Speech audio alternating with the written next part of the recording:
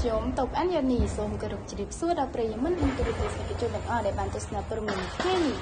នៅថ្ងៃទី24ខែកក្កដាឆ្នាំ2025មានការផ្ទុះអាវុធវាយប្រហារគ្នារវាងកងទ័ពកម្ពុជានិងថៃនៅតាមបណ្ដោយព្រំដែនកម្ពុជាថៃខេត្តឧត្តរមានជ័យ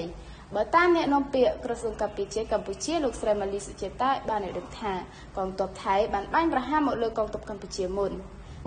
ដូច្នេះកងទ័ពកម្ពុជាបានប្រព្រឹត្តសិទ្ធិការពារខ្លួនក្នុងអធិបតេយ្យភាពនិងបូរណភាពទឹកដីរបស់ខ្លួនប្រឆាំងនឹងការឈ្លានពានទឹកដីដែលបានបំពានមកលើកម្ពុជា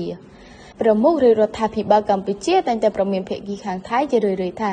កម្ពុជាមិនរំលោភបំពានលើអ្នកណានោះទេប៉ុន្តែកម្ពុជាមិនអោយនរណាមួយរំលោភបំពានមកលើខ្លួននោះដែរកម្ពុជាមានសមត្ថភាពគ្រប់គ្រាន់និងបានត្រៀមខ្លួនរួចជាស្រេចក្នុងការការពារខ្លួននិងទឹកដីតាមគ្រប់មធ្យោបាយទាំងអស់ប្រឆាំងនឹងការរំលោភបំពានបើតាមការដឹងភាគីទាំងពីរបានប្រយុទ្ធគ្នាចាប់តាំងពីប្រាសាទតាមិនធំប្រាសាទតាក្របីតំបន់ភ្នំខ្មោចនិងតំបន់មុំបីសង្គ្រាមដែលថៃបានបង្កនោះធ្វើឲ្យខូចខាតផ្ទះសម្បែងប្រជាពលរដ្ឋកម្ពុជាជាច្រើនហើយថៃបានបាញ់បំផ្លាញប្រាសាទព្រះវិហារដែលជាសម្បត្តិបេតិកភណ្ឌពិភពលោកដោយគ្មានញញើសដៃសោះឡើយបន្ទាប់ពីសង្គ្រាមបានផ្ទុះកើតឡើងសម្ដេចបវរធិបតីហ៊ុនម៉ាណែតបានចូលទៅប្រជុំបន្ទាន់នៅប្រទេសម៉ាឡេស៊ីឯកភាពក្នុងការបាត់ឈប់បាញ់នៅថ្ងៃទី28ខែកក្កដាឆ្នាំ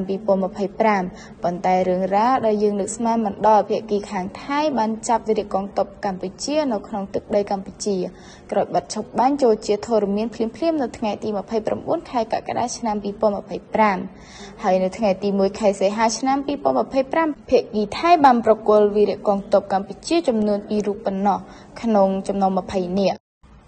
ថៃក៏បានរំលោភបំពានលើកិច្ចព្រមព្រៀងសន្តិភាពរវាងកម្ពុជានិងថៃតាមរយៈការបាញ់ប្រហារមកលើប្រជាពលរដ្ឋកម្ពុជាបណ្ដាលឲ្យរងរបួសធ្ងន់និងស្លាប់នៅក្នុងភូមិព្រៃច័ន្ទថ្ងៃទី12ខែវិច្ឆិកាឆ្នាំ